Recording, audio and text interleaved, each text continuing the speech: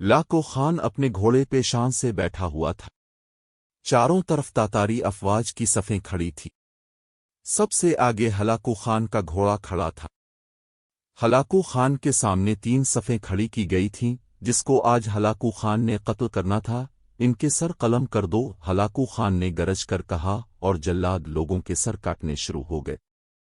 पहली सफ में एक की गर्दन गई, दूसरे की गर्दन गई, तीसरे चौथे की। पहली सफ में एक बूढ़ा गरीब खड़ा था और मौत के डर की वजह से दूसरी सफ में चला गया। पहली सफ का मुकम्मल सफाया हो गया। हलाकू खान की नज़रों ने इस बूढ़े को देख लिया था कि वो मौत के खौफ से अपनी पहली सफ छोड़कर दूसरे सफ में चला गया था। हलाकू खान घोड़े पे बैठा हुआ हाथ में लीमो लिए उछालकर इससे खेल रहा था और लोगों के कत्ल का मंजर देखकर इस खेल से खुद को खुश कर रहा था। जल्लादों ने दूसरी सफ पे तलवार के वार शुरू किए। गर्दनें आन की आन में गिरने लगें। जल्लाद तलवार चला रहे थे और खून के फवारे उछल उछल कर जमीन पे गिर रहे थे। इस बूढ़े बाबा ने जब देखा कि दूसरी सफ के लोगों की गर्दनें किटकर उसकी बारी बहुत जल्द आने वाली है, तो वो भाग कर तीसरी सफ में खड़ा हो गया। हलाकू खान की नज़रें बूढ़े पे जिमी हुई थीं कि अब तो तीसरी सफ आखिरी है, इसके बाद ये कहाँ छुपने की कोशिश करेगा।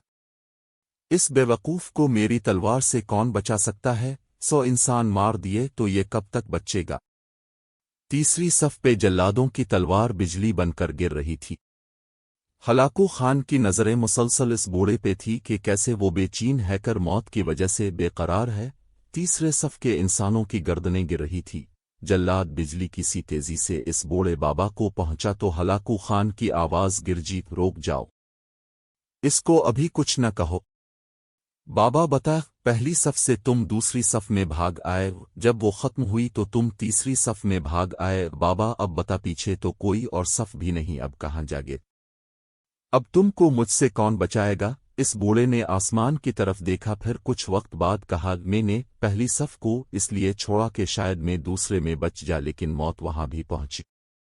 फिर मैंने दूसरे सफ को छोड़ दिया कि शायद तीसरी में बच जाए। हलाकू ने लीमों को हाथ में उछालते हुए कहा, बाबा कैसी खाम ख्याली है, ये कैसी बहकी बातें कर रहे हो? भला मेरी तलवार से भी कोई बच सकता है? इस बूढ़े ने कहा, वो ऊपर वाली ज़ात अगर चाहे तो एक लम्हे में इनकलाब आ सकता है और मुझे बचा सकता है। कैसे बचा सकता है? हलाकू खान ने इतने जोश में कहा कि इसके हाथ से लीमो गिर गया। हलाकू खान चाबुक दस्त, होशियार जंगजू और चालाक इंसान था। हलाकू खान घोड़े के ऊपर बैठते हुए गिरते हुए लीमों के लिए खुद को झुकाया कि जमीन पे गिरने से पहले वो लीमों को पकड़ ले। इस कोशिश में हलाकू खान का पाहे रिकाब से निकल गया और वो इस कोशिश में घोड़े से नीचे गिर गया।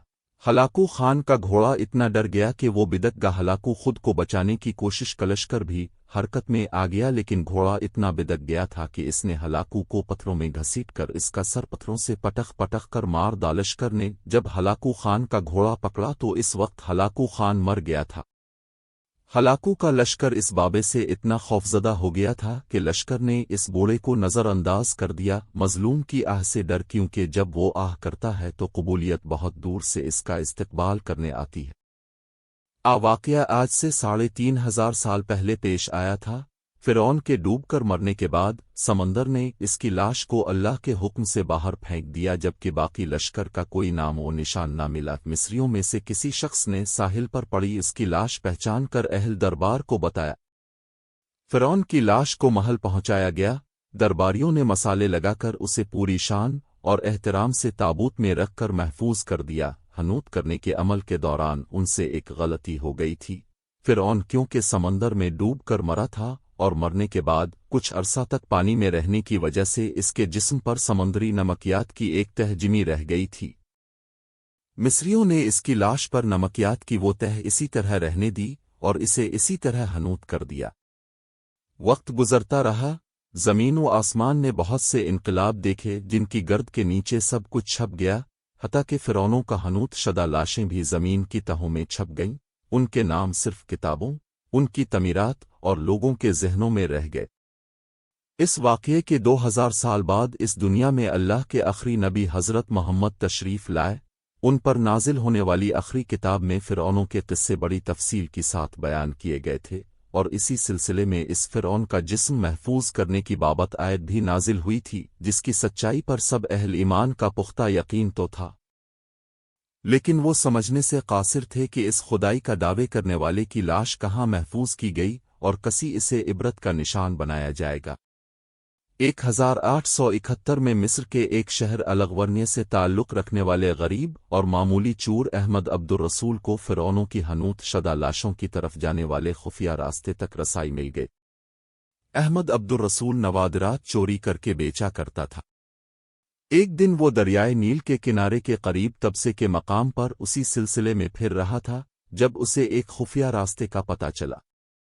وہاں وہ نوادرات کی چوری کے لیے جگہ کھود رہا تھا کہ اسی دوران اسے کچھ لوگوں نے پکڑ لیا اور پولیس کے حوالے کر دیا۔ وہ جس جگہ کو کھود رہا تھا وہاں سے ملنے والے راستے کی جب مسلسل کھدائی کی گئی، 1891 کو دوسری ممیوں کے ساتھ اسی غرق ہونے والے فرعون کی لاش بھی مل گئی۔ اس کے کفن پر سینے کے مقام پر اس کا نام لکھا ہوا تھا۔ ان ممیوں کو ماہرین قاہرہ لے گئے۔ جب ان ممیوں کا تفصیل سے جائزہ لیا گیا تو فرعون والی ممی پر جم نمکیات کی تہ سے تصدیق ہو گئی کہ یہ وہی فرعون ہے جسے اللہ نے پانی میں غرق کر کے بدترین انجام سے ہمکنار کیا تھا۔ یہ بہت بڑا واقعہ تھا۔ اس کی تصدیق کے لیے دنیا بھر کے ماہرین آثار قدیمہ اور سائنسدان مصر کی طرف امٹ پڑے۔ مختلف سائنسی ٹیسٹ کرنے کے بعد دنیا بھر کے سائنسدانوں نے تصدیق کر دی کہ دوسری سب لاشوں کی نسبت صرف فرعون کی لاش پر ہی سمندری نمکیات کی تہ جمی ہوئی تھی۔ اس تصدیق کے بعد اسے فرعون کی لاش قرار دے کر عجائب گھر میں محفوظ کر دیا گیا۔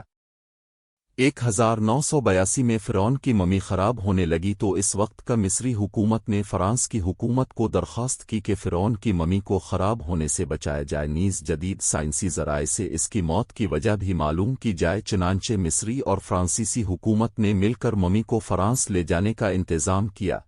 جب فرعون کی لاش کو فرانس پہنچایا گیا تو ایئرپورٹ پر اس دور کے فرانسیسی صدر بذات خود حکومت کے اعلیٰ عہدیداروں، تمام وزراء اور فوج کے افسران کے ساتھ استقبال کے لیے موجود تھے۔ فرعون کی لاش کا استقبال کسی عظیم زندہ بادشاہ کی طرح کیا گیا۔ فوجی دستوں نے سلام دی۔ فرعون کی ممی کو ماہر ڈاکٹروں کی ٹیم کے حوالے کیا گیا۔ اس ٹیم کی سربراہی ڈاکٹر مورس بوکائے نے کی تھی۔ مائکروسکوپک ٹیسٹوں کے ذریعے ممی کے تمام اعضاء کا باریک بینی سے جائزہ لیا گیا تو معلوم ہوا کہ اس کی لاش اور جسم میں سمندری ذرات ابھی تک موجود اور موت کی وجہ بھی پانی میں ڈوبنے کی وجہ سے ہوئی تھی۔ ایک بادشاہ کی موت پانی میں ڈوبنے کی وجہ سے ہو، یہ ڈاکٹر مورس کے لیے حیرت کی بات تھی۔